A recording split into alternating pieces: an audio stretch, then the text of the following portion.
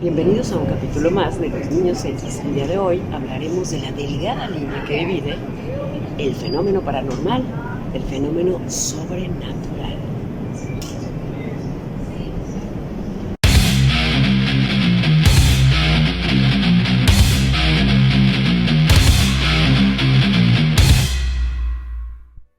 Bienvenidos a un episodio más de Los Niños X. Yo soy Marcela Gutiérrez y el día de hoy me acompaña Juan López Torreblanca. Muchísimas gracias por aceptar la invitación, Juan. Muchas gracias a ti, Marce, por invitarme.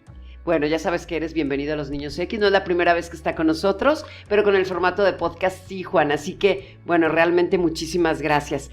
Vamos directamente al tema que vamos a tocar el día de hoy. Un tema muy interesante, al menos para mí y para muchos de los Niños X, porque definitivamente todos nosotros, aquellos que nacimos entre 1965 y 80, que somos los Niños X, y después los nacidos, los más pequeños, como es tu caso. Ay, gracias. Pues sí, eres más joven.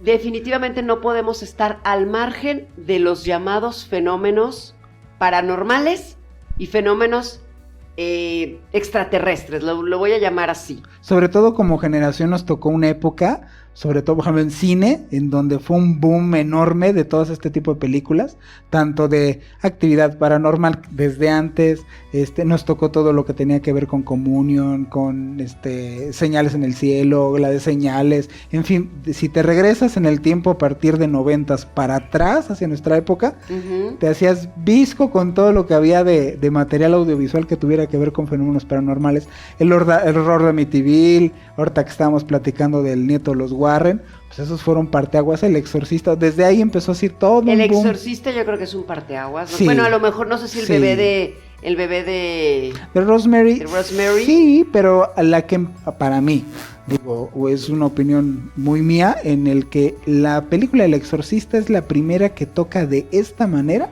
ese tipo de cosas. El bebé de Rosemary no. El bebé de Rosemary todavía es un rollo más, como digámoslo así, más humanón, en donde es como la secta. Como ficción. Ajá, pues es que el otro también, pero más bien el otro de ficción, pero ya poniéndote más en cargo, sopesado a una entidad, y no tanto al hecho de que eran unas personas que hacían una secta y tenía que ver con el rollo. O sea, te lo hacen más con el asunto de personas que con el asunto de personificar realmente al mal. Esa fue la primera. En el bebé de Rosemary, desde cómo se trataba el tratamiento hasta cinematográfico. Así es. Pues que las tomas, eran finales de los 60. Era otro ritmo por completo. O sea, tú te reto a cualquier millennial, bueno, centennial, que ve esa película de principio a fin, no la aguantan. No van a aguantar ni 5 minutos. No, porque es más, El Exorcista te puedo apostar que ahorita acaban riéndose. Porque ya están acostumbrados a un material, pues si lo ves del lado del contexto visual, es muchísimo más fuerte. En un ritmo muchísimo más rápido. Ya quieren que sea rapidísimo. Y no hay en este lenguaje o comunicación visual del cine de ahora, comparación al de antes, pero para nada. Tú ves. A mí me pasa, o sea, al día de hoy yo tenía un concepto de niño de ver El Resplandor y decir, es de las películas más impactantes que había yo visto. Volví a ver hace como 2 años El Resplandor y dije, Dios, sí está muy aburrida, o sea, está muy lenta, pues, o sea, sí tiene tomas eternas, en los cuales ya ahorita ya uno mismo está acostumbrado a devorar esos ritmos audiovisuales, y ves El Resplandor en donde es tranquilito, no hay prisa. Ahorita todo el mundo estamos deprisa. Y los efectos especiales que hoy día es un bombardeo de efectos todo especiales que muchas veces también termina aburriendo. Pero así bueno, regresando al tema del fenómeno paranormal y extraterrestre. Sí. Juan, hoy día, 2021, en pleno verano 2021, ¿qué tan delgada es la línea entre lo paranormal y extraterrestre? Surgió una nueva vertiente desde hace algunos años atrás. Más o menos. Donde yo siento, o al menos fue para mí, me abrió los ojos o me enseñó esa tendencia la película, definitivamente, seguramente sabes de la que voy a hablar, Mila Jovovich, Mila Jovovich, y El Cuarto Contacto, donde ya tenemos una película donde no entiendes si era una posesión o era una abducción, o las dos cosas juntas. Entonces empiezas a pensar, bueno, ¿realmente los ángeles ¿Eran ángeles o eran extraterrestres? Realmente las entidades que se conocen como entidades que se utiliza mucho en la religión. Claro, los Elohim. Ajá, ¿realmente eran más por el lado extraterrestre o eran más por el lado fantasmagórico? No sé, ¿cómo tú que eres un experto en este tema, cómo es que se llega a esta vinculación de que podría ser lo mismo igual un alien que un fantasma? Pues mira, bueno, yo no soy experto, soy apasionado del tema. A mí me gusta mucho el tema por cuestiones personales que desde niño me sucedieron y que a lo largo de toda mi vida he tenido como pues varios encuentros con este tipo de fenómenos, por decirlo de esta manera, de los dos. O sea, desde niño no de los dos me refiero, o sea, por ejemplo, de niño, ¿qué es lo que sucedía en mi casa? Pues sucedían cosas raras, extrañas, como a mucha gente le sucede en su casa, y eso no hizo más que despertar mi curiosidad. Yo vengo de una familia en la cual mi papá todo tiene que ver, o sea, era químico, biólogo, parasitólogo, entonces era una persona que no creas que podía salirle con cualquier tontería de decirle, qué fantasmas y brujas, y no era creyente. Visión científica, 100%. Totalmente. Entonces, pero una visión científica muy creada, muy cultivada en los 60s, en donde tienes autores como John C. Liggy, ¿no? O que eran mucho de científicos, pero ver de manera la percepción humana, meterse en todos estos asuntos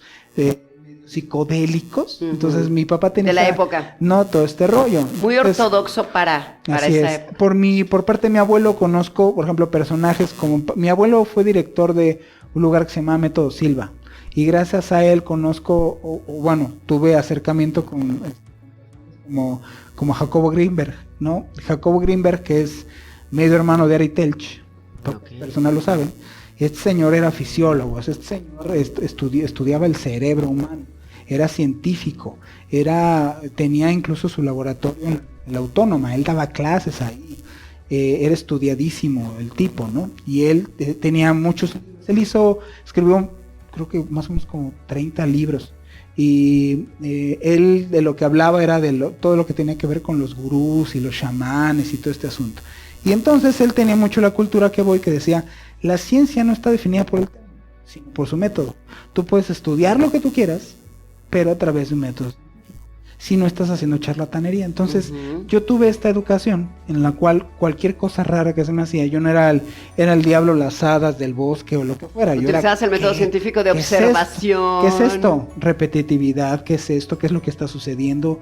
En fin, todo este asunto. Entonces, muchas cosas te das cuenta que es creencias de las personas quieren creer en algo más allá. Tenemos esto, ya se ha comprobado últimamente, genéticamente estás predispuesto a tener en una creencia de una deidad creadora. La religión. En fin, de ahí se agarra, pero aparte de eso sí existe un rango de sucesos en los cuales no tienen una explicación y que al día de hoy deberían de tomarse más en serio. Más en serio, no la cuestión de que pongámonos serios, vamos a hablar de esto, no, sino que es tomado muy a la guasa, al divertimento, al entretenimiento, y no veo gente como Jacobo, que era un tipo brillante, estaba muy metido, científico, estudiando estos temas. No, tienes a Pepito Pérez jugando randonáutica y viendo a ver si se la Llorona en no sé dónde, ¿no? O gente que le juega al explorador, vamos a explorar. Se meten al panteón a ver si sienten ñañaritas. Que era muy de nuestra época cuando éramos niños. Así es. Que se fueron al panteón y vieron a la señora, que la Llorona por el río, que la calle de atrás antes pasaba la carroza con la cala.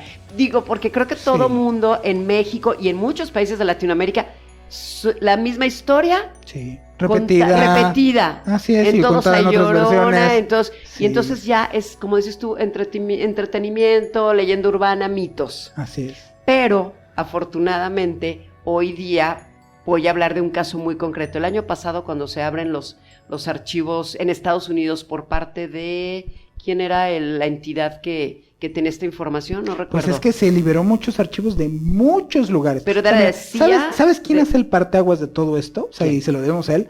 Al señor de Wikileaks. O sea, él, aparte, existían los UFOleaks. ¿Okay? No lo sabía. Y entonces, sí. O sea, si tú buscas en Wikileaks, en propio Wikileaks, hay un apartado que se llama UFOleaks, Este cuate lo que hizo es toda la información que existía en todas las embajadas de Estados Unidos, en varias partes del mundo, incluido México, ¿no? Que ahí es donde vas cómo se ríen de México. Y existen los UFOLeaks, que eran todos los documentos que tenían que ver con estos informes que ahorita se han liberado, de que traemos todo este carrete, y gracias a él se empezó a dar a conocer este tipo de información, entre otras cosas, en donde ya es una maraña bien complicada. ¿A qué me refiero que es bien complicada? En donde se empiezan a juntar los asuntos que tienen que ver con estos rollos paranormales, asuntos de sectas, y asuntos que tienen que ver con entidades extraterrestres. O sea, todo, curioso... Todo sí, revuelto. Pues ¿no viste el Pizzagate? El relajo. No, cuéntame el Pizzagate porque no lo supe. De entre todos los cables y toda la información que se liberó, se hizo muy famoso por el asunto que existía de John Podesta. John Podesta era el que le llevaba la campaña a esta Clinton, a Hillary Clinton. Okay. Se liberan muchos cables del correo electrónico de entre John Podesta y Hillary Clinton, en donde se están intercomunicando información. Para esto, porque eso le llama Pizzagate. La casa o el lugar donde ellos estaban como, ellos estaban, digámoslo así, usando casa de campaña, era una pizzería. Y los correos en donde se empiezan a tornar medio raros vieron que es un lenguaje en el cual en el Deep Web existe, en donde es un asunto de pedofilia. Se están pidiendo niñas para la fiesta, y se están pidiendo niños, y se están pidiendo una serie de cosas ahí medio raras. Esto en una casa de campaña, en la casa de campaña de Hillary Clinton. Y en correos mandados de John Podesta a Hillary Clinton. Y esto a través de Wikileaks y en donde, por ejemplo, una de las cosas que es de llamar la atención dice, sí, voy a mandar unos, creo que son unos pollos para Balak. O para Moloch. Se hizo famosísimo, porque Moloch es una entidad que existe desde el judaísmo, en donde lo que hacían era ofrecer a niños, o sea, lo que se le ofrecía a esta entidad eran niños. Entonces, tal cual. Aquí le han de haber puesto chicken, o sea, de chicos, es niños. Que hay todo un lenguaje, un glosario. Código, sí, claro, es un glosario que ha salido porque la Deep Web tiene todo su glosario, se ha ventilado todo este asunto. Entonces llegas al punto en el cual si le empiezas a rascar en muchos lados, esto es como un elefante. Esto es como la paradoja del elefante, Marce. O sea, alguno tocará la oreja y el otro la trompa, y entonces pues, estamos hablando de lo mismo. O sea, de que tenga que ver con sectas y que tiene que ver con asuntos paranormales. Hace poquito que yo me junté con el nieto de los Warren. Él, por ejemplo, está clavadísimo en física cuántica. O sea, él no creas que es un rollo de fantasioso y vamos a creer en esto. No, hasta él mismo eso. Yo dudo mucho de las cosas que yo sé que yo viví. Hay que recordarle a la gente acerca de los Warren, para nuestros radioescuchas que a lo mejor no... Los Warren, que se volvieron muy famosos, son considerados los mayores investigadores paranormales de todos los tiempos, por muchas personas. Son un matrimonio. Norteamericano. Así es. Y ellos, gracias a sus... No gracias, pues, pero sus historias las vemos algo muy esbozamente reflejadas en películas como El horror de Amityville, que para ellos es lo peor que les ha sucedido, incluido a esta persona que es su nieto. El horror de Amityville, El Conjuro y todas estas nuevas películas que están basadas en experiencias de ellos, pero que al final del día, dices tú, las llevan a un nivel de entretenimiento, claro, que es donde se pierde un poco la seriedad y dices, sí, claro, la muñeca diabólica. Así es. Y quiero retomar otra vez el tema ese, entre qué tanto tiene que ver una muñeca que a lo mejor tú ves en la noche que se mueve o que se levanta o que hace cosas, con en la noche de repente darte cuenta que aparentemente estuviste fuera de tu cama porque te encuentras los pies llenos de lodo o la ropa rasgada cuando en teoría nunca te levantaste de la cama, o esa parte de las famosas abducciones nocturnas. Así es. Sí. ¿Dónde podrías decir que es lo mismo, pero como bien lo dijiste tú, como el elefante, desde diferentes perspectivas? Probablemente la muñeca no es muñeca, o sí se movió la muñeca, pero se movió por una cuestión de física cuántica. ¿Cómo sería eso si lo pusiéramos en palabras sencillas? Mira, voy a ponerte aquí, digámoslo así, en la mesa, un tema que he platicado con varias personalidades, en las cuales me han platicado esto mismo que te voy a decir a ti. Si estamos llegando al menos poquito a la conclusión en donde ¿por qué no los ángeles del pasado pudieran ser entidades extraterrestres y no tanto personalidades con cara de niña y alas en las espaldas, exacto, sino cosas más, digámoslo así, una entidad extraterrestre? ¿Por qué no repudiaría esa opción? Como una especie de entidad humana, humanizada físicamente hablando, pero con... Es que si lo pones en contexto, Marce, por ejemplo, la historia de Elías. Elías es raptado en presencia de su discípulo por un carro de fuego. ¿Sí? Pues porque no había el término ovni, ¿no? O sea, porque ¿quién no te dice que y es un ovni, era un objeto volador no identificado? Tal Ellos cual, además dijeron, ¿no? Un carro de fuego. Es un carro de fuego, vino por él. Igual que los querubines o los arcángeles. Hay muchas referencias precisamente, incluso bíblicas. Se hizo la máquina esta incluso en referencias bíblicas en el que dieron la conclusión que era como un ovni. Si tienes ese asunto, todas las religiones, todas, Marce, todos, no estamos hablando más de cristianismo, que hablan precisamente de esta conexión que existía entre con el cielo, aquí, ¿no? en los con mayas, ¿no? Los seres de las estrellas, uh-huh, los antiguos, los Elohim, los ángeles. ¿Quién no te dice que los que están aquí, los que le juegan como, no le juegan pues, pero como que son lo malo de este mundo, pues también vienen parte de ellos? Uh-huh. Yo esta historia que te platico me lo contó un amigo que es contactado, que varias veces te he platicado de él, donde me dice, pues así como los héroes, los ángeles de antes eran considerados como los ángeles y no eran otra cosa que estos seres, aquí la historia que él te platica, y lo refiere mucho que viene en la Biblia o en los griegos, es que se pelearon allá arriba en el Ramayana. Los que perdieron fueron deportados aquí. Uh-huh. Aquí se murieron y se quedaron atrapados aquí. Y eso es lo que puedes ver, que pueden constituirse como esta, digámoslo así, este gobierno tenebroso que existe en el mundo, en donde son desde los Illuminati, entidades demoníacas. ¿Quién no te dice? Se les va cambiando el nombre, pero al final es lo mismo. ¿Quién no te dice que lo malo está infundado en este mundo? Sí, y no que viene de ahí, y que viene de ahí, y que viene, y vamos, viene para contrarrestar. O sea, nosotros seres humanos aprendemos de los contrastes en todo. Tú no vas a saber, o tú no vas a aprender que este vaso puede ser blanco si no tienes una referencia de que hay un negro, uh-huh, hasta en objetos. Nosotros así aprendemos. O sea, tienes el contraste de las cosas. Para entender un contraste o para poder experimentar un contraste bueno, pues tienes una referencia. Nosotros los seres humanos así.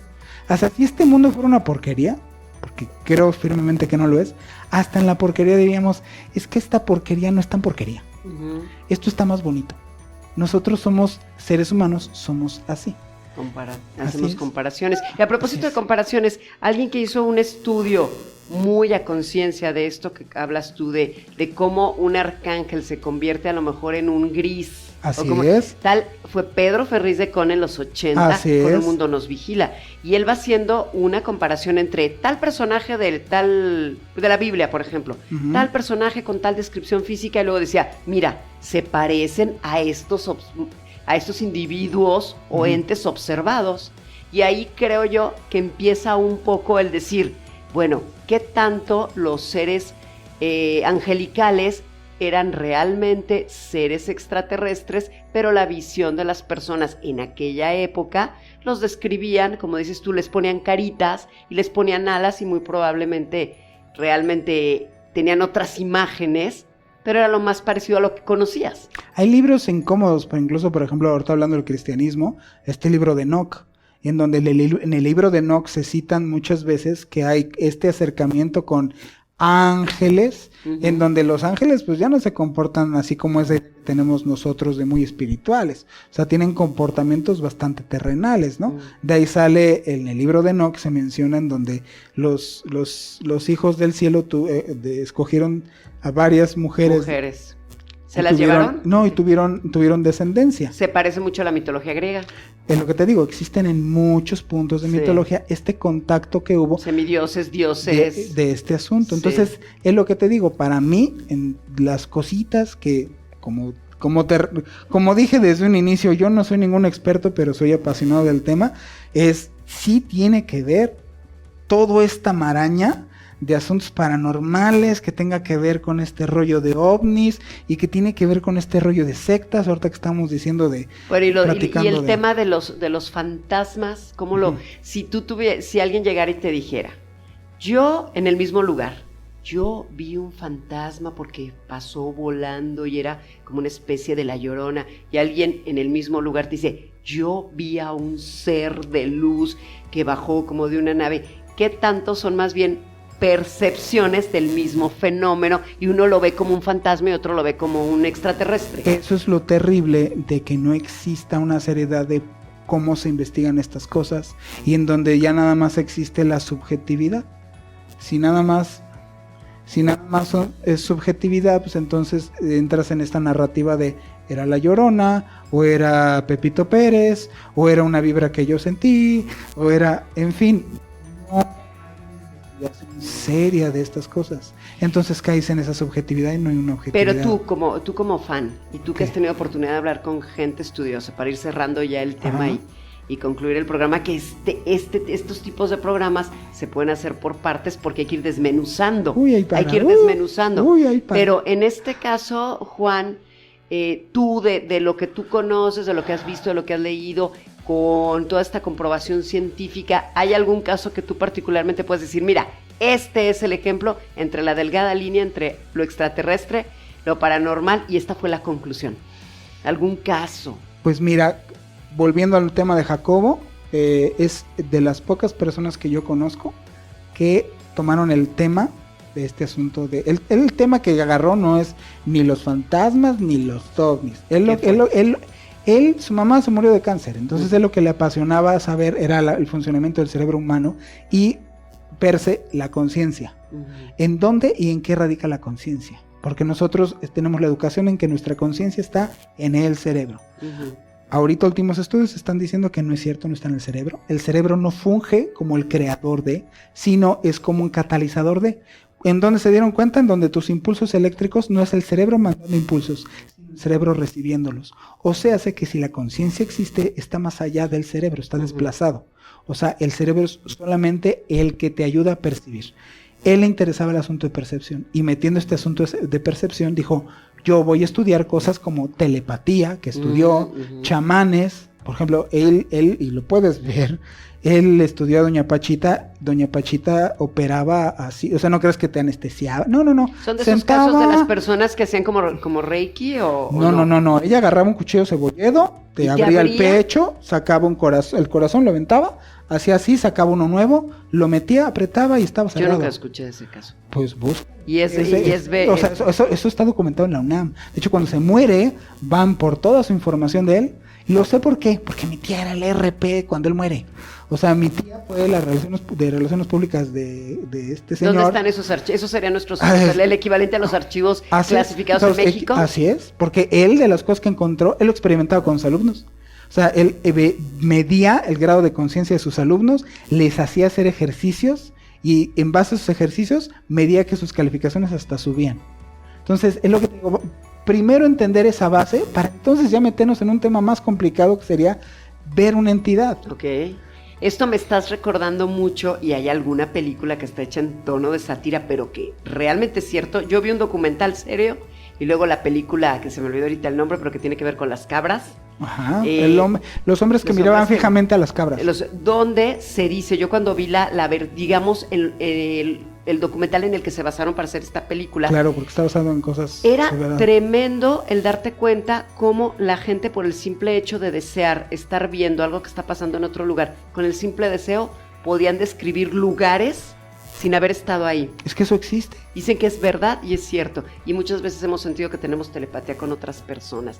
Entonces, para entender este fenómeno y no quedar en unos charlatanes tú y yo, entonces aquí las conclusiones serían que hay que entender desde primero entender el método científico, entender mucho de teoría cuántica. Pues irse precisamente a lo que tú quieras estudiar, pero bajo un método científico. Nada más, o sea, no puede ser bajo es que yo me voy a explorar el panteón a ver si me asustan.